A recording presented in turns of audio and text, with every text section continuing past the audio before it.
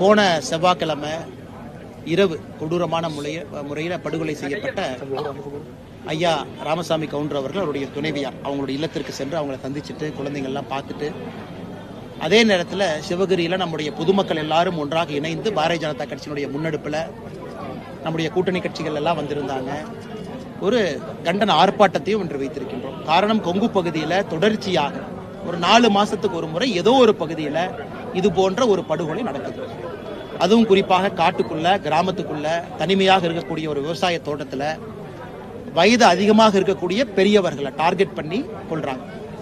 இது முதலும் அல்ல, இது இன்னைக்கு நடந்திருப்பது முடிவும் அல்ல. ஏன்னா இதற்கு முன்பு சென்னிமலையிலிருந்து ஆரம்பிச்சீங்கன்னா, சென்னிமலையில இதே போன்று 2023 படுகொலை செய்யப்பட்டாங்க கணவன் மனைவி வயதானவங்க. அதன் பிறகு பல்லடம் கள்ளக்கிணறுல ஒரு குடும்பத்தில் 4 பேர் வெட்டி கொல்லப்பட்டாங்க. சோமலை கவுண்டம்பாளையத்தில் கணவன் மனைவி மகன் 3 பேர் வெட்டி கொல்லப்பட்டாங்க. இன்னைக்கு இங்க நடந்திருக்கு.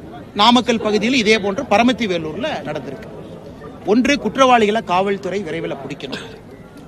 எங்கேயுமே பிடிக்கிறது இல்லை, எங்கேயுமே அவங்க அரெஸ்டே பண்ணல. சோமலை கவுண்டம்பாளையமா இருக்கட்டும், வேற எங்கேயுமே அவங்க பிடிக்கல. அதனால விரைவில் குற்றவாளிகளை நீங்கள் கைது செய்ய வேண்டும் என்று வலியுறுத்தி இந்த ஆர்ப்பாட்டம். திராவிட முன்னேற்ற கழகத்தினுடைய அரசு கடந்த 4 ஆண்டுகள்ல சட்டம் ஒழுங்கு சீர்குலைந்திருக்கிறது. நீங்க நல்லா உத்து பார்த்தீங்கன்னா, சட்டம் ஒழுங்கு என்பது திமுக ஆட்சிக்கு வந்ததிலிருந்து உருப்படியாக சொல்லிக் கொள்ளும் அளவுக்கு எங்கேயுமே இல்லை. அதால பாதாளத்தில் தான் இருக்கு. நான் மேடையில் படித்தேன். போக்சோ கேஸ் மட்டும் பார்த்தீங்கன்னா 16,000 தாண்டி இருக்கு. 2022, 23, 24 இந்த 3 ஆண்டுகள் மட்டும் 16,000 கேஸ் போக்சோ கேஸ் தாண்டி இருக்கு. இது பார்த்தீங்கன்னா அரசு வெளிப்படையாக டேட்டா கொடுக்கறது இல்லை. இந்த மானிய கோரிக்கையில் போய் பார்த்தீங்கன்னா அங்கிருந்தா நீங்கள் டேட்டா எடுக்கிறீங்க. அந்த பேப்பர் இருந்தால் கொடுங்க, தமிழில் கரெக்டாக டேட்டா கொடுப்போம். 16,000க்கு மேற்பட்ட போக்சோ வழக்கு, 5,000க்கு மேற்பட்ட பெண்களுக்கு எதிரான வன்கொடுமை வழக்குகள், 4,949 கரெக்டாக நம்பர் சொல்லணும் அப்படின்னா. அதனால ஒரு பக்கம் குற்றங்கள் அதிகமாகிட்டு இருக்கு, குற்றங்கள் எங்கேயும் குறையல. இன்னொரு பக்கம் குற்றவாளிகளை பிடிக்கலாம். அதனால அரசை பொறுத்தவரை, காவல்துறையை பொறுத்தவரை நாங்க 2 வாரம் எல்லாரும் சேர்ந்து 2 வாரத்துக்குள்ள நீங்க குற்றவாளிகளை கைது செய்யவில்லை என்றால் 20ஆம் தேதி, வருகின்ற 20ஆம் தேதி செவ்வாய்க்கிழமை சிவகிரியிலிருந்து, இந்த பகுதியிலிருந்து தொடர்ச்சியான உண்ணாவிரத அறப்போராட்டத்தை நாங்கள் முன்னெடுக்க இருக்கின்றோம். அந்த 20ஆம் தேதி நடக்கக்கூடிய அந்த முதல் நாள் உண்ணாவிரத அறப்போராட்டத்தில் நான் பங்கேற்க இருக்கின்றேன். காலையிலிருந்து சாயங்காலம் வரைக்கும் இங்கே இருந்து பொதுமக்களை திரட்டி தொடர்ச்சியா டே பை டே ஒருத்தரா வந்துகிட்டே இருப்பாங்க. அரசு அந்த அளவுக்கு எங்களை அழைத்து செல்ல மாட்டார்கள் என்று நம்புகின்றோம். விரைவில் குற்றவாளிகளை கைது செய்வார்கள் என்றும் நம்புகின்றோம். கைது செய்யணும். அதே நேரத்தில் இறந்து போனவர்களுக்கு அரசு நிவாரண உதவியும் கொடுக்கணும். ஏன்னா எல்லாமே விவசாயத்தை நம்பி இருக்கிற குடும்பம், நிவாரண உதவியும் அரசு கொடுக்கணும்.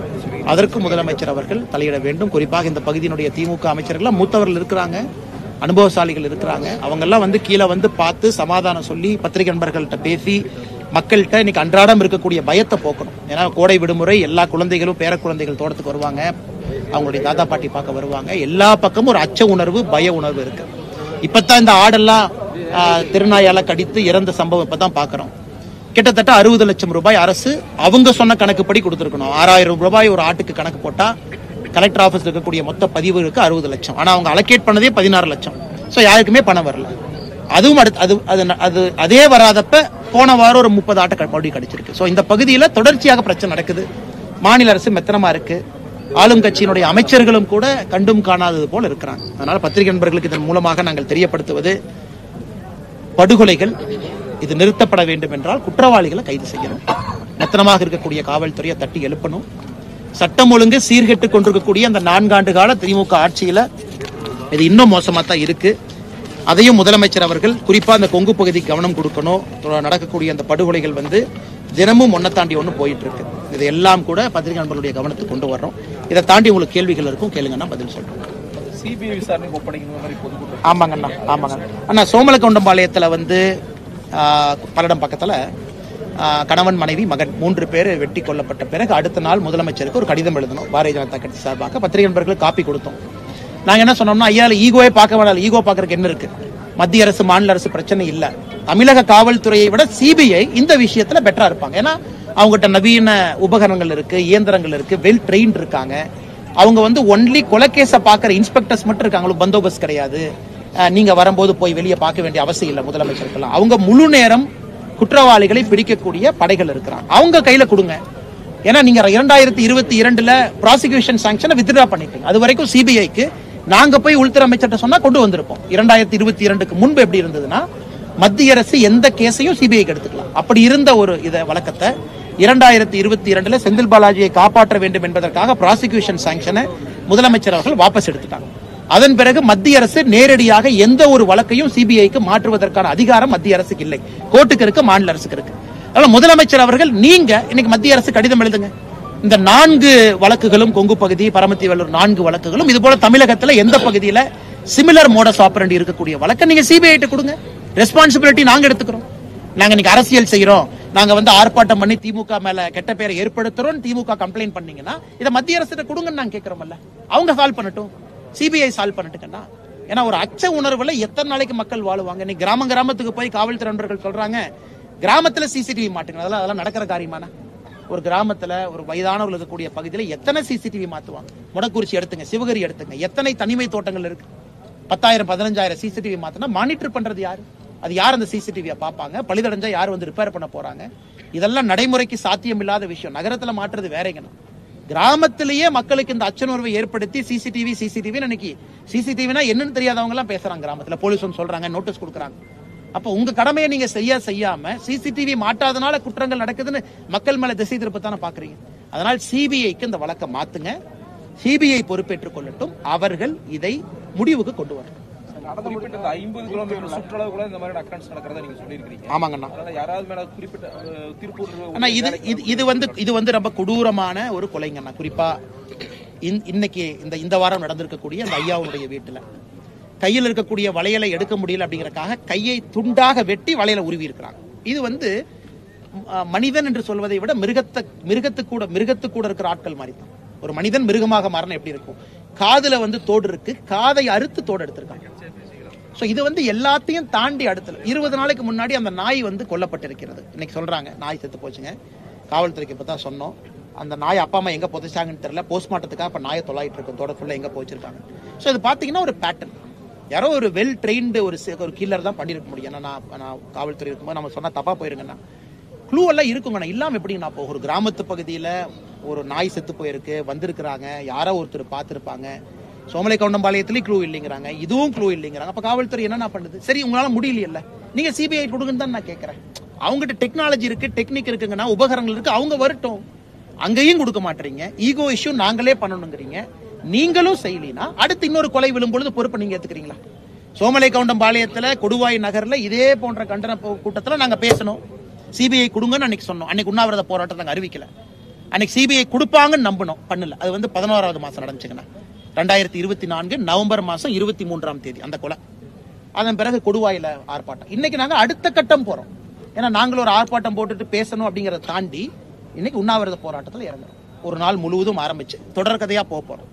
அப்ப இன்னும் நாங்களும் ஒரு ஸ்டெப் முன்னாடி போறோம், மக்களை எல்லாம் ஒருங்கிணைத்து. இதுக்கு சொல்யூஷன் என்னங்கன்னா,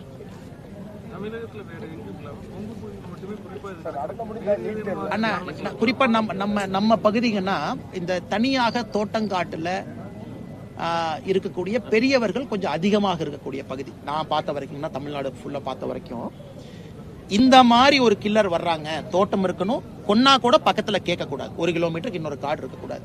தென் தமிழகம் பாத்தீங்கன்னா கொஞ்சம் இந்த அளவுக்கு தூரமாக இருக்கக்கூடிய தோட்டங்கள் இல்ல, நம்ம பகுதி மட்டும்.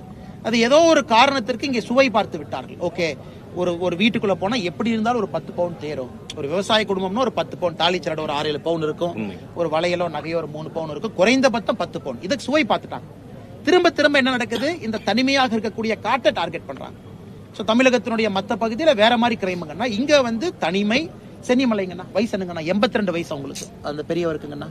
முருங்கத்தொழுவு ஊர்ல அவர் பேர் முத்துசாமி, அந்த ஐயா பேர் முத்துசாமி ஐயா 82 வயசு, அம்மா 77 வயசு. எல்லாம் பாருங்க, இவங்க 65, இவங்க 70 வயசு, 72, 65 வயசு, 68 அம்மாக்கு. சோ எல்லாம் பாருங்க, அவங்க ஸ்டடி பண்றாங்க, வயசானவங்களை பாக்குறாங்க, ஒரு ரெக்கி பண்ணித்தான் வர்றாங்க. திடீர்னு யாரும் நைட் கதை உடைச்சிட்டு உள்ள போலீங்கன்னா, பக்காவா ஸ்டடி பண்றாங்க. நாய் எப்படி செத்துச்சுங்கன்னா, நல்லா இருக்கிற நாட்டு நாய் எப்படி செத்துச்சு? 20 நாளைக்கு 10 நாளைக்கு முன்னாடி செத்து இருக்கு. இன்னைக்கு அவங்க இன்னைக்கு சொன்னாங்க நீங்க நாய் செத்து போச்சுங்க. இதெல்லாம் பார்க்கும்பொழுது நமக்கு தெளிவா தெரியுது, ஓ இது பக்காவா டார்கெட் பண்ணி ஒரு கேங் வர்றாங்க. கரெக்டுங்க, பல்லடத்துலயும் நாய் இறந்துச்சு, பல்லடத்துலயும் சொன்னாங்க நாய். 19ஆம் தேதி வரைக்கும் அவகாசம். ஆமாங்க ஐயா, அப்புறம் உண்ணாவிரதம் தொடங்குறீங்க. ஆமாங்க ஐயா, அதுல நீடிக்கும் போது நம்ம உண்ணாவிரத இதை நீடிச்சுக்கிட்டே போறோம். ஆமாங்க ஐயா. ஐயா தொடர் உண்ணாவிரதம் எதுக்கு சொல்றோம்னாங்க ஐயா, சொல்லுங்க. அரசியல் கட்சியை தாண்டி பத்திரிகை நண்பர்கள் மூலமாக மக்களுக்கு இதை கொண்டு போய் காமன் பொதுமக்களை கொண்டு வந்து உட்கார வைக்கிறோங்கிறது எங்க நோக்கம். ஏன்னா அரசியல் கட்சிகள் வந்தாங்க, பேசினாங்க, கிளம்புனாங்கன்னு இல்லாம நாங்க முன்னிருந்து எடுக்கிறோம். நீங்க வாங்க, தோட்டத்துல, கிராமத்துல, சாலையில் இருக்கிறவங்க எல்லாம் வாங்க. இந்த பிரச்சனையை முதலமைச்சருக்கு பிரஷர் போடுவோம். உண்ணாவிரத போராட்டங்கிறது பிரஷர். சிவகிரியில உட்கார்றோம், எல்லாரும் வந்து உட்கார்றோம். பத்திரிகை நண்பர்கள் நீங்க வர்றீங்க, நம்ம தலைவர்கள் எல்லாத்தையும் நம்ம கூட்டிட்டு வர்றோம். இங்கிருந்து ஆரம்பிச்சு நம்ம கொண்டு போக பிரஷர் பில்டப் ஆகத்தானே போகுது. ஆனால் நாங்கள் எல்லாம் இங்க பாருங்க, ஈரோட்ல ஆர்ப்பாட்டம் நடத்திக்கலாம், சிவகிரிக்கு வந்துருக்கோம். நாங்க ரொம்ப தெளிவா இருக்கோம். சோமலகவுண்டம்பாளைய ஆர்ப்பாட்டம் கொடுவாயில நடத்தணும், ஊர்ல. திருப்பூர்ல பஸ் ஸ்டாண்ட் நடத்தக்கூடாது, நம்ம ஊருக்கு போய் ஆர்ப்பாட்டம் நடத்தணும். ஏன்னா அப்பதான் மக்களுக்கு அந்த உணர்வு, அப்பதான் மக்கள் வந்து அவர்கள் பிரச்சனையாக வருவாங்க. அதனால நம்முடைய உண்ணாவிரத போராட்டம் நடப்பதும் சிவகிரியில தான் 20ஆம் தேதியில இருந்து. ஏன்னா வேற வழி இல்லைங்க. ஆமாங்க ஐயா, அவங்க குற்றவாளிகளை பிடிக்கும் வரை தொடர் உண்ணா பந்தல போட்டு உட்கார்ந்துட்டே இருப்போங்க ஐயா.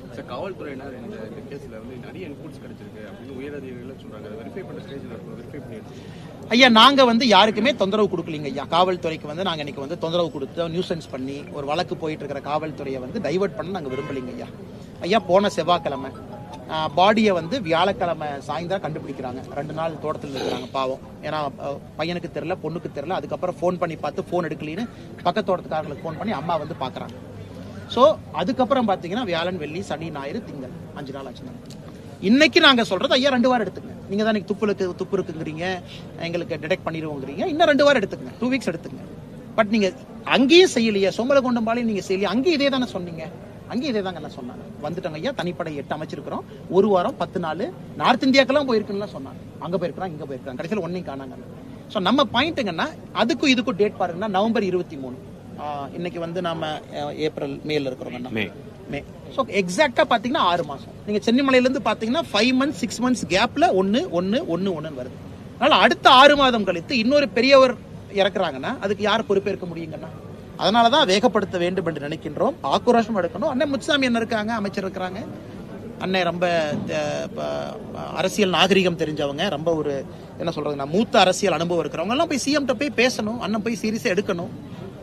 சாமிநாதன் இருக்கிறாங்க. அதுவும் ஈரோட பொறுத்த வரைக்கும் உங்களுக்கு 1 இல்ல 3 அமைச்சர்கள் முத்தாக, மற்ற பக்கம்லாம் 1 தான். உங்களுக்கு 3 பேர் இருக்கிறாங்க. கயல்வெளி அக்கா அந்த பக்கம் இருக்கிறாங்க, 3 பேர் இருக்கிறாங்க. 3 அமைச்சர்கள் இருந்தும் ஒரு ஆறுதல் சொல்றதுக்கு இங்க வந்து உட்கார்ந்து சிவகிரிக்கு வந்து பேசி எம்எல்ஏ அம்மாவுடைய வயசு என்னங்கன்னா, அம்மா வந்து 2 மணி நேரம் வெயில சண்டை போட்டு நான் பாடியை வாங்க மாட்டேன்னு போராடுறது எம்எல்ஏ வேலையாங்கன்னா, அமைச்சர்கள் வந்து மக்களுக்கு ஒரு உத்தரவாதம் கொடுத்து நம்பிக்கை கொடுக்கணும் பத்திரிகை நண்பர்கள் மூலமாக செயலி இல்லைங்கண்ணா. அதான் எங்களுடைய கோபங்கண்ணா. சார், கடந்த சில தினங்களுக்கு முன்பு சட்டசபையில் ஏடிஎம்கே ஆட்சியில தான் வந்து கொலை கொள்ளைகள் அதிகமாக இருக்குது. ஐயா நாம அந்த கம்பேரிசன் எப்ப சொல்லலாங்கடாங்க ஐயா, நம்ம ஆட்சிக்கு வந்து முதல் வருஷத்துல சொல்லலாம். இப்போ ஒரு திமுக ஆட்சிக்கு வருதுன்னா முதல் வருஷம் இல்ல அவங்க இதுல அதிகமா இருந்துச்சு, அதனால நம்ம இதுல பாருங்க. இன்னைக்கு ஆட்சி 4வது வருஷம் முடிய போகுதுங்க ஐயா, 4வது வருஷம் முடிய போகுது. 4 வருஷம் ஒரு கட்சி ஆட்சியிலிருந்து அதற்கு முந்தைய ஒரு ஆட்சியில் இருந்த கட்சியை நோக்கி கை காட்டுறாங்கன்னா அது யாருமே பொதுமக்கள் ஏத்துக்க மாட்டாங்க. பொதுமக்கள் யாரும் ஏத்துக்க மாட்டாங்க. டேட்டா வச்சு வாய்ஜாலம் பண்ணலாங்க ஐயா, மேஜிக் பண்ணலாம். எஃப்ஐஆர் ரெஜிஸ்டர் பண்ணாம கொலையை குறைக்கிறதுக்கு முயற்சி பண்ணலாம். நீங்க எஃப்ஐஆர் ரெஜிஸ்டர் பண்ணல, குறைவா பண்றாங்க நீங்க எந்த எடுத்தாலும் தமிழகத்தில் இன்னைக்கு புள்ளி விவரப்படி கொலைகள் அதிகமாகத்தாங்க ஐயா இருக்கு. போக்சோ கேஸ் 16,000 கேஸ் 2022, 23, 24 3 வருஷம் எந்த மாநிலமும் 16,000 கேஸ் இல்லைங்க ஐயா, நம்ம தான் இருக்கோம் இன்னைக்கு. அதனால இன்னைக்கு தமிழகத்தை பொறுத்தவரை வாய்ஜாலம் செய்து இல்ல 2011 கம்பேர் பண்ணுங்க, 12 கம்பேர் பண்ணுங்க, 13 கம்பேர் பண்ணுங்க, அதை விட்டுருங்க. 4 வருஷம் நீங்க ஆட்சியில் இருக்கீங்கல்ல. நாங்க கேட்கறது தினமும் நடக்கிற மர்டர் கேட்கல. மர்டர் சென்னையில் நடக்குது, பிடிக்கிறீங்க, கூலிப்படை வர்றாங்க, அதெல்லாம் நாங்க போகல. நாங்கள் சொல்வது அப்பாவி பொதுமக்கள், கிராமத்தில் இருக்கிறவங்க, விவசாய மக்கள், எதுவுமே தெரியாது. அவங்க கையை வெட்டி வலை எடுத்துட்டு போறீங்க, காதை வெட்டி தோர் எடுத்துட்டு போறீங்க. இதுக்கு எப்படி வந்து நம்ம பொறுப்பேற்க முடியும்? எல்லா கொலைக்குமாங்கன்னா நம்ம வந்து ஆர்ப்பாட்டம் பண்றோம், எல்லா கொலைக்குமா பத்திரிகையாளர் சந்திப்பட்ட பேசுறோம். ஆணவ கொலைகள் நடக்குது, வன்ம கொலைகள் நடக்குது, நடக்கட்டும். சமுதாயம் சில இடத்துல கெட்டு போய் தான் கிடக்குது. அக்யூஸ்ட பிடிச்சி தண்டனை கொடுக்கலாம். இந்த கொலை எப்படி ஏத்துக்க முடியுங்கன்னா, தோட்டத்தை டார்கெட் பண்ணி கொள்றவங்கள.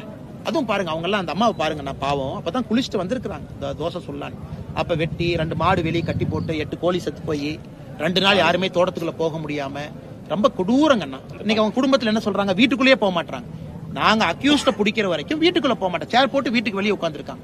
பத்திரிகை நண்பர்கள் நீங்க போய் பார்த்தாலும் அண்ணன் அக்காவையும் வெளியே தான் பார்க்கணும். நாளைக்கு அமைச்சரே வர்றாங்க, முதலமைச்சரே வந்தால் வெளியே தான் பார்க்கணும். ஏன் அவ்வளவு காயத்தோடு அமர்ந்திருக்கின்றார்கள்? எப்படி ஏத்துக்க முடியும்? கொடூரமான கொலை. அது இந்த மாதிரி ஒரு புச்சரிங். இது கொலை என்று சொல்வதை விட சரியான வார்த்தைங்கன்னா வேட்டையாடி இருக்கிறாங்க. அதான் சரியான வார்த்தை. வேட்டையாடி புச்சரிங் பண்ணியிருக்காங்க. இதை எப்படி ஒரு முதலமைச்சர் சப்பக்கட்டு கட்டி அதிமுகவோட கம்பேர் பண்ணுங்க, அவங்க ஆட்சி கம்பேர் பண்ணுங்கன்னு சொல்றது எப்படி ஏத்துக்க முடியுங்க? சார், அந்த பகுதியில் இருக்க டாஸ்மாக் கடைகள்னால தான் நீண்ட காலமா சொல்லி எடுக்கல, இஷ்யூஸ் நிறைய இருக்குன்னு சொல்லி ஒரு கம்ப்ளைண்ட். அண்ணே, தொடர்ச்சியாக நான் சொல்வது, நம்முடைய கட்சி சொல்வது, நம்முடைய தலைவர்கள் சொல்வது, தொடர்ச்சியா சொல்றது, தமிழ்நாட்டில் டாஸ்மார்க்கை முடிவுக்கு கொண்டு வர வேண்டிய சூழ்நிலைக்கு நம்ம வந்துட்டோங்க. இன்னைக்கு போதை வஸ்துக்கள் கஞ்சால இருந்து டாஸ்மார்க்ல இருந்து தான் ஃபியூவல் பண்ணுது. இதெல்லாம் மனித எப்படி மிருகமா மாறுறாங்கன்னா இதனாலதான் மிருகமா மாறுறான். எதற்கு இவ்வளவு பிரச்சனைகள் தினமும் பேசுறோம் நாம? ஏன்னா போதை பயன்பாட்டுல தன்னுடைய தன்னிலை மறந்து மிருகமா மாறிடுறான். 50,000 கோடி டாஸ்மாக் எப்படி ஏத்துக்க முடியும்னா? எவ்வளவு விற்கிறாங்க? 5,500 கடைங்கன்னா போட்டி போட்டுட்டு விற்கிறாங்க. ஒரு FL2 லைசன்ஸ் எல்லாம் எவ்வளவு கொடுத்து 25 லட்சம் கொடுத்து வாங்குறாங்க. 50 லட்சம் 50 லட்சம். அமைச்சர் தான் மாறி இருக்கிறாங்க, குறைப்பாங்களா ஏற்றுவாங்களான்னு தெரியல பாருங்க. அதனால இன்னைக்கு நாம் எல்லோரும் பொதுஜனமாக இணைந்து டாஸ்மாக் குறைய, கள்ளுக்கடையை தர அல்லது பிரைவேட் ஆளுக்கு பாரக்கூடு, கவர்மெண்ட் நடத்தாத சொல்ல வேண்டிய நேரம். ஏன்னா டாஸ்மாக் நடத்தினா நடக்கக்கூடிய ஒரு நல்ல விஷயத்தை கவர்மெண்ட் சொல்லட்டுங்கண்ணா. அது முத்துசாமி அண்ணன் தான் மறுபடியும் அவரு தானே மறுபடியும் 90 ML அடுத்த டெட்ரா பேக் ஆரம்பிப்பாங்க. நீங்க முத்துசாமி அண்ணன் கிட்டே கேளுங்க. அவர் மேல மரியாதை இருக்கக்கூடிய மனிதன். ஆனா முத்துசாமி அண்ணா வாயில அந்த 45 ML 30 ML வரதெல்லாம் நான் ஏத்துக்க மாட்டேன். அவ்வளவு பாரம்பரியமான ஒரு அரசியல் தலைவர். அவர் அப்படி சொல்ல வச்சுட்டாங்களேன்னு வருத்தப்படுறேன். ஆனா இப்போ மத்திய அரசு அறிவிப்பு வெளியிட்டாங்க. கொஞ்சம் முன்னாடி வர 7ஆம் தேதி இந்தியா முழுமைக்கும் போர் ஒத்திகை நடத்தணும்னு சொல்லி அறிவிச்சிருக்காங்க, சொல்லியிருக்காங்க. ஓகே அண்ணா, இப்ப உங்களுக்கு பாகிஸ்தான் பாத்தீங்கன்னா கடந்த 3 நாட்கள்ல 2 ஏவுகணை சோதனை நடத்தியிருக்கிறாங்க. நேற்று நடத்தின ஏவுகணை சோதனை 150 கிலோமீட்டர் தூரம், 2 நாட்களுக்கு முன்பு 100 கிலோமீட்டர் தூரம். ஸோ அதை பாகிஸ்தான் சைட்ல வார் ட்ரில் அப்படிங்கிறாங்க. நம்முடைய சைட்ல இந்தியாவை பொறுத்தவரை ஒரு கன்வென்ஷனல் வார், நாமளும் பாகிஸ்தானும் சண்டை போடுறோம் அப்படின்னா, என்னை பொறுத்தவரை பாகிஸ்தானும் நம்ம சண்டை போடுறோம்னா 48 மணி நேரத்திற்கு மேல அந்த போர் நீடிக்காதுங்க. பாகிஸ்தானை பொறுத்தவரை மேக்சிமம் 48 மணி நேரம் தான். வார் கேம்ஸ்லாம் நீங்க பாத்தீங்கன்னா மேக்சிமம் 2 days, அதுக்கு மேல அவங்ககிட்ட கெப்பாசிட்டி இல்லைங்க. பட் இருந்தும் இன்னைக்கு நம்முடைய மத்திய அரசு சில அறிவிப்புகளை வெளியிட்டிருக்கிறாங்க. ஒன்று, ஆர்டினன்ஸ் ஃபேக்டரியில வேலை செய்யறவங்க எல்லாத்துடைய லீவை கேன்சல் பண்ணிட்டாங்க. அதாவது படை உபகரணங்கள் தயார் செய்யக்கூடிய இடம், புல்லட்டு, அங்கெல்லாம் ஒரு வாரமா எல்லா leave cancel, full time work பண்ணுங்க. நம்ம ரேம்ப் அப் பண்ணிட்டோம், ப்ரிப்பேர்ட் ஆயிட்டோம். முதலமைச்சர் அவர்கள் பிரதமர் அவர்கள் முப்படை தளபதிகளை ஒரு முறை அல்ல 2 முறை சந்திச்சிட்டாங்க. Cabinet committee on security CCS highest body சந்திச்சிட்டாங்க. தனியாக நம்முடைய அமைச்சர் ராஜ்நாத் சிங் அவர்கள் டிஃபென்ஸ் மினிஸ்டர் சந்திச்சிட்டாங்க. ஸோ பிரதமரை பொறுத்தவரை நாட்டு மக்களுக்கு ஒரு செய்தி சொல்லிக்கிட்டே இருக்கிறாங்க, நாங்க ப்ரிப்பேர் ஆயிட்டு இருக்கோம், எந்த இவென்ச்சுவாலிட்டி பாகிஸ்தான் தவறு செய்தாலும் நாங்க ரெடியா இருக்கோம். அடுத்தது, இன்டர்நேஷனல் லெவல்ல அமெரிக்கா, சைனா, ரஷ்யா போன்ற நாடுகள் உள்ள அவங்களுடைய கருத்து சொல்ல ஆரம்பிச்சிட்டாங்க. ஆனால் இன்னைக்கு நாட்டு மக்களை பொறுத்தவரை பாகிஸ்தானுடைய மிசைல் ரேஞ்ச், குஜராத், மகாராஷ்டிரா ஒரு பாதி, அவங்க தான் மிசைல் ரேஞ்சுங்க, அவ்வளவுதான் மிசைல் ரேஞ்சுக்குள்ள இருக்கிறாங்க. ஆனால் நாட்டு மக்களை தயார் செய்ய வேண்டியது அரசனுடைய கடமை. கண்டிப்பா அரசு தயார் பண்ணணும், அதைத்தான் நம்முடைய மத்திய அரசு செய்யறாங்க. அதே நேரத்தில் போர் மூலுமா, இது நான் கருத்து சொல்வது தவறா போயிருங்கன்னா, போர் மூண்டால் 48 மணி நேரத்திற்கு மேல பாகிஸ்தான் தாக்கு பிடிக்காது என்பதை ஓரளவுக்கு இது தெரிந்த ஒரு மனிதனாக என்னால் உறுதியாக சொல்ல முடியுங்க. நாம 2 பேரும் நியூக்ளியர் பவர், அவங்க கிட்டே அணு ஆயுதம் இருக்கு, நம்ம கிட்டே அணு ஆயுதம் இருக்கு.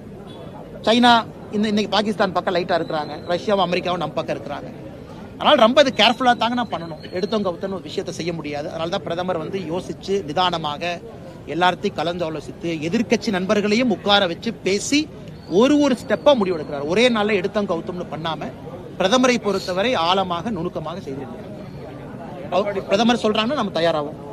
எடப்பாடி பழனிசாமி அவர்கள் செயற்குழு கூட்டம் 2 நாளைக்கு முன்னாடி முடிஞ்சதுக்கு அப்புறம் சொல்லியிருக்காரு, வலுவான கட்சிகள் எல்லாம் எங்களோட கூட்டணிக்கு வர போறாங்க அப்படின்னு சொல்லியிருக்காரு. அதிமுக BJP கூட்டணி முடிஞ்சிருச்சு, நிறைவாயிருச்சு. அப்புறம் பாமக தேமுதிக வர்றதுக்கான வாய்ப்புகள் இருக்கா BJP அலைன்ஸ்? ஆனால் நான் கூட்டணிக்குள்ள நான் போக விரும்பலிங்கன்னா என்ன அப்படின்னு அதுக்குள்ள போன அது இல்லை. தலைவர்கள் இருக்கிறாங்க, பேசி முடிவெடுக்கட்டும். என்னை பொறுத்த வரைக்குங்கன்னா ஒரு வலுவான கூட்டணி திமுகவை வீழ்த்தணும் அப்படிங்கறதுல எனக்கு பெரிய ஒரு நம்பிக்கை இல்லைங்கண்ணா. வலிமைங்கிறது என்னங்கண்ணா, வெறும் எண்ணிக்கை வலிமையா? சோ என்னை பொறுத்தவரை திமுகவை வீழ்த்தி விட்டு நாம என்ன ஆட்சி கொடுக்க போறோம் அப்படிங்கறத மக்கள் கேட்கறாங்க. இன்னைக்கு மக்கள் கேட்கறாங்க. சோ திமுக வீட்டுக்கு அனுப்புறீங்க, சரி, நீங்க என்ன பண்ண போறீங்க? சட்டம் ஒழுங்கு எப்படி சரி பண்ண போறீங்க? விஷன் கேட்கறாங்க. மக்களை பொறுத்தவரை they want a விஷன். அடுத்த 5 ஆண்டுகள் தமிழகத்தை உங்க கையில கொடுத்தா என்ன செய்ய போறீங்க? அதற்கு இன்னைக்கு எதிர்க்கட்சி தலைவராக இருக்கக்கூடிய அண்ணன் எடப்பாடி பழனிசாமி அவர்களாக இருக்கட்டும், தமிழகத்தினுடைய எல்லா அரசியல் கட்சி தலைவர்களும் பேச ஆரம்பிச்சிட்டாங்க. இதை நாங்க செய்வோம், அதை செய்வோம். அதனால் என்னை பொறுத்தவரை 2026 தேர்தல் என்பது எண்ணிக்கை அடிப்படையில் இருக்கா. திமுக சைடுல இத்தனை கட்சி இருந்தாங்க, இந்த பக்கம் இத்தனை கட்சி இருந்தாங்கன்னு இருக்காதுங்கன்னா, மக்கள் திமுகவை வெளியே எடுக்கணும்னா யார் எங்களுக்கு இதைவிட மோசமான ஆட்சின்னு சொல்றீங்க, இதை விட சிறப்பா யார் கொடுப்பீங்க அப்படிங்கறத இன்னைக்கு பேச்சு. ஆனால் நான் திமுகவை வீழ்த்துவதற்காக ஒன்றிணைவோம் அப்படிங்கறத நான் நம்பலீங்கண்ணா. திமுகவை வீழ்த்தி விட்டு சிறப்பான ஆட்சியை கொடுப்பதற்காக ஒன்றிணைவோம் அப்படிங்கிற வார்த்தையில தான் எனக்கு நம்பிக்கை இருக்கு. அதைத்தான் பாரதிய ஜனதா கட்சி நம்புது, அதைத்தான் அனைத்து இந்திய அண்ணா திராவிட முன்னேற்ற கழகமாக இருக்கட்டும் எல்லா கட்சியும் நம்புது நான் நினைக்கிறேன். டிடிவி தினகரன் அவர்கள் கூட்டணியில் இருக்கக்கூடிய டிடிவி தினகரன் ஒரு சோளிங்கர் தொகுதிக்கு அவங்களுடைய மாவட்ட செயலாளர் வேட்பாளர் அறிவிச்சிருக்காங்க. டிடிவி தினகரன் அவர்கள் என்டிஏ கூட்டணியில் சொல்லிட்டு இருக்காரு. ஆனா தன்னிச்சையா ஒரு 2 நாளைக்கு முன்னாடி சோளிங்கர் தொகுதிக்கு வேட்பாளர் அறிவிச்சிருக்காரு. யார் அறிவிச்சிருக்காங்க? டிடிவி தினகரன். ஆனா நான் அண்ணங்கிட்ட பேசலீங்கன்னா, டிடிவி அண்ணங்கிட்ட நான் பேசினேன், ஒரு வாரத்துக்கு முன்னாடி பேசினேங்கன்னா, அண்ணன் ஹாஸ்பிட்டல் இருந்து வந்ததுக்கு அப்புறம். அதனால நம்ம தெரியாம நம்ம சொன்னா அது தவறா போயிருங்கன்னா, அதனால நான் பேசுறேங்கன்னா, அப்புறம் எங்க தலைவர் இருக்காங்க, நயினார் அண்ணன் இருக்காங்க, நான் டிடிவி அண்ணங்கிட்ட ஒரு நெருக்கமான தொடர்புல இருக்கக்கூடிய மனிதன் நான். இதை நான் சொல்லி அது தவறா போயிடும். நான் தெரிஞ்சுக்கிட்டு அப்புறம் நான் பதில் சொல்றேன். நடிகர் விஜய் ஆமாங்கண்ணா தொடர்ந்து இப்போ இந்த கோயம்புத்தூர் மீட்டிங் போட்ட கூட இஷ்யூஸ் தொடர்ந்து நேற்று கொடைக்கானல் போட தொடர்ந்து கூட்டங்களுக்கு தான் அதிகம். விஜயை பொறுத்தவரை நான் முதல்லயே சொன்னேன், சகோதரர் விஜய் அவர்கள் பொறுத்தவரை அரசியல் வருகையை நான் வரவேற்கிறேன். வரட்டும், தப்பு இல்லைங்கன்னா செய்யணும்னு நினைக்கிறாங்க, வரட்டும். இதுல ஒரு போட்டியோ பொறாமையோ இல்லை. விஷன் கொடுக்கட்டும், தமிழ்நாட்டுக்கு இதான் நான் செய்ய போறேன் அப்படின்னு. இன்னைக்கு முதல் பத்திரிகையாளர் சந்திப்பை நடத்தினதா நான் பார்த்தேன். சென்னை விமான நிலையத்தில் பேசினதா நான் அமெரிக்காவில் இருக்கும்போது பார்த்தேங்கன்னா, என்னை பொறுத்தவரை நிறைய பத்திரிகையாளர் சந்திப்பு நடத்தணும். அதான் அது விஜய் அவர்களாக இருக்கட்டும், புதிதாக யார் இருந்தாலும் மக்களுக்கு பத்திரிகையாளர் சந்திப்பு மூலமாகத்தான் நம்ம ரீச் பண்ண முடியுங்கண்ணா. மேடை பேச்சுக்கள் வேற, தெருமுனை பிரச்சார கூட்டம் வேற, உள்ளரங்கு நிகழ்ச்சிகள் வேற. பத்திரிகையிட்ட பேசும்பொழுது மக்களுக்கு விஷன் தெரியுமோ இதுக்கு தான் கட்சி நடத்துறாங்களான்னு. ஸோ விஜய் அவர்கள் நிறைய பத்திரிகையாளர் சந்திப்பு நடத்தட்டும், கேள்விகளுக்கு பதில் சொல்ல ஆரம்பிக்கட்டும். நான் என்னோட எதிர்பார்ப்பு ஒரு காமெண்ட் பண்ண நான் எதிர்பார்க்கிறேன். 2வது, ரோட் ஷோ நடத்துறதுக்கு எல்லாருக்கும் உரிமை இருக்குங்கண்ணா. எங்க வேணாலும் கொடைக்கானல், கோயம்புத்தூர் எங்க வேணாலும் ரோட் ஷோ நடத்தலாம். காவல்துறையும் அதற்கு பாதுகாப்பு கொடுக்கட்டும். அவர்களும் முறையாக அதற்கு யார் வர்றாங்களோ பிரச்சனை இல்லாம அவர்களுக்கும் இருக்கட்டும், விஜய் அவர்களுக்கும் பிரச்சனை இல்லாம ரோட் ஷோ நடக்கட்டும். 3வது, ரோட் ஷோனால ஓட்டு வருமா? நான் அரசியல ஓரளவு கீனா பாக்குறேங்கண்ணா. ஏற்கனவே சொல்லிட்டேங்கண்ணா, திமுகவை வீழ்த்துவோம் அது வேறங்கண்ணா. திமுகவை வீழ்த்து விட்டு எப்படிப்பட்ட ஆட்சியை கொடுப்போம், மக்கள் அதை எதிர்பார்க்கிறாங்க. அதனால எந்த கட்சியாக இருக்கட்டும் இருந்தாலும் எப்படிப்பட்ட ஆட்சியை கொடுக்கின்றோம் என்று பத்திரிகை சந்திப்பு மூலமாக பொதுமக்களுக்கு நேரடியாக சந்திப்பு மூலமாக சொல்ல வேண்டும். அதுதான் வாக்காக மாறும். இன்னைக்கு பொலிட்டிக்கல் ஃபீல்டு ஓப்பனுங்கண்ணா. தமிழ்நாடை பொறுத்தவரை இட்ஸ் ஓப்பன் ஃபீல்டு. இன்னைக்கு ஸ்ட்ராங்கான நிறைய பிளேயர்ஸ் இருக்காங்க. இன்னைக்கு ஒரு ஓப்பன் பொலிட்டிக்கல் ஃபீல்டு இருக்கு. மக்கள் ரொம்ப உன்னிப்பா பாக்குறாங்க. திமுக மேல ஒரு வெறுப்பு இருக்கு. புதியவர்கள் வந்தாங்கன்னா வரவேற்பு இருக்கு. மோடி ஐயா மேல பெரிய ஒரு மரியாதை இருக்கு. அனைத்து இந்திய அண்ணா திராவிட முன்னேற்ற கழகம் ஒரு வலிமையான ஒரு கட்சி. பாரதிய ஜனதா கட்சி அமைப்பு ரீதியாக பலமாக இருக்கின்றோம். பாட்டாளி மக்கள் கட்சி, அண்ணன் டிடிவி தினகரன் அவர்கள் எல்லோரும் அவரவர் பகுதியில் வலிமையா இருக்கிறாங்க. அதனால ஒரு ஓப்பன் ஃபீல்டா இன்னைக்கு இருக்குங்கண்ணா. இன்னையிலிருந்து அரசியல் கட்சிகள் சுதாரித்து முன்னேறுவது நம்ம கையில இருக்கு. 2 நாளைக்கு முன்னாடி முதலமைச்சர் ஸ்டாலின் கூட்டத்தில் பேசும்போது சொல்லியிருக்கிறாரு, சரிங்கண்ணா, அதிமுகவை மிரட்டி பாஜக கூட்டணிக்கு வர வச்சிருக்காங்க, பணி வச்சிருக்காங்கன்னு அவர் சொல்லியிருக்காரு. முதலமைச்சர் அவர்கள் எதற்காக யாரோடு கூட்டணி வைக்கிறாங்க, அவருக்கு பிரச்சனை என்னன்னு புரியலீங்கண்ணா. அவருக்கு என்ன பிரச்சனை? முதலமைச்சர் காலையிலிருந்து இரவு வரை ஏன் இதையே திரும்ப திரும்ப திரும்ப திரும்ப பேசிட்டே இருக்காங்க, எனக்கு புரியல. அவருக்கு என்ன பயம், என்ன அவருக்கு ஒரு சங்கடம் எனக்கு தெரியலீங்கண்ணா.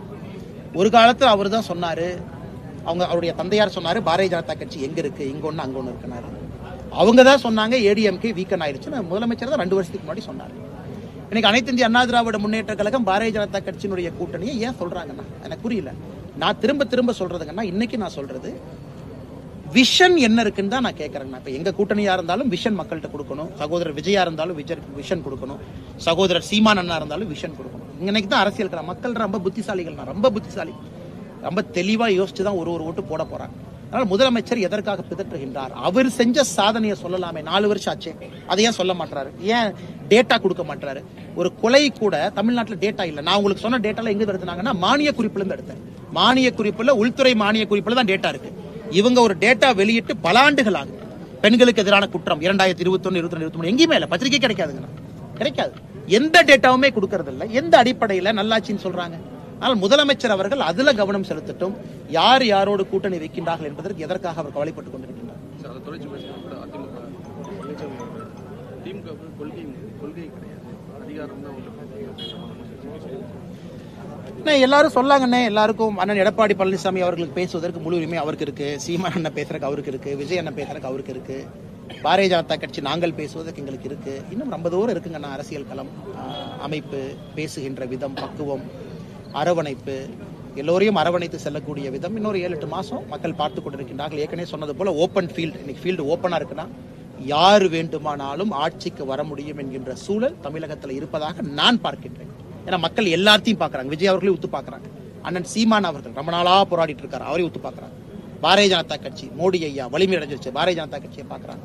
அதிமுக 10 ஆண்டு காலம் தொடர்ச்சியாக ஆட்சியில் இருக்கு, முன்னாடி இருந்து இப்ப 4 வருஷமா இல்லாத கட்சி, அதிமுகவையும் பாக்குறாங்க. ஓப்பன் ஃபீல்டு பொறுத்திருந்து பார்க்கணும்.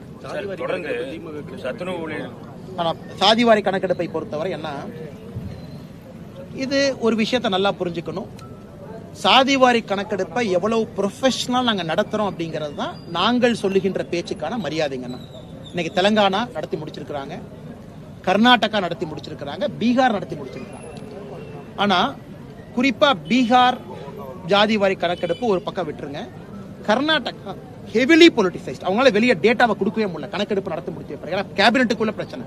லிங்காயத் ஒன்று சொல்றாங்க, எஸ்சி சமுதாயம் ஒன்று சொல்றாங்க, கவுடா சமுதாயம் ஒன்று சொல்றாங்க. ஏன்னா இவங்க அரசியல் காரணங்களுக்காக நடத்தப்பட்டது. அதனால பத்திரிகை நண்பர்களுக்கு என்னுடைய அன்பான வேண்டுகோள், அண்ணே நீங்களும் ஜாதிவாரி கணக்கெடுப்பு நடத்துவோம்னு சொல்றீங்கன்னா நாங்க எவ்வளவு ப்ரொஃபஷனலா அதை நடத்துறோம் அப்படின்னு நீங்க பாருங்கண்ணா. இது வந்து அரசியல் காரணங்களுக்காக அல்ல, இது ஒரு டேட்டா கலெக்ஷன், ஒரு மெத்தடாலஜி. அதனால நிச்சயமாக பிரதமர் அவர்கள் பேசிய பிறகு அஸ்வினி வைஷ்ணவ் அவங்க தான் சம்பந்தமா பேசியிருக்கிறாங்க. இது ஒரு ப்ரொஃபஷனலாக நடத்தக்கூடிய ஒரு காஸ்ட் சென்சஸ். அதனால் நிச்சயமாக இது அரசியல் காரணங்களுக்காக இல்லாமல் பாரதிய ஜனதா கட்சி நம்முடைய என்டிஏ ஜாதிவாரி கணக்கெடுப்பு நடத்திய பிறகு இந்தியால ஜாதியை வைத்து அரசியல் செய்யக்கூடிய அந்த விஷயம் என்பது முடிந்துவிடும் என்கின்ற நம்பிக்கை எனக்கு இருக்கு. சார், தொடர்ந்து அரசு ஊழியர்கள் 4 வருஷம் முடிஞ்சிருச்சு, எந்த வாக்குறுதியுமே நிறைவேற்றல, தொடர்ந்து போராட்டங்கள் ஈடுபட்டு இருக்காங்க. அந்த பென்ஷன் திட்டத்தை கொண்டு எதுவுமே இல்லைங்கண்ணா. செவிலியர்களுக்கு இல்ல, யாருக்கு இல்லைன்னு ஒரு 8 மாசம் பொறுத்துக்கணுங்கண்ணா. எத்தனை போராட்டம் நடத்துறாங்களோ 8 மாசம் அவங்க போராட்டம் நடத்தி தான் ஆகணும். இன்னைக்கு திமுகவை பொறுத்தவரை அரசு ஊழியர்களை தாஜா பண்றதா அதை தாண்டி வெளியே வந்த மாதிரி எனக்கு தெரியுது.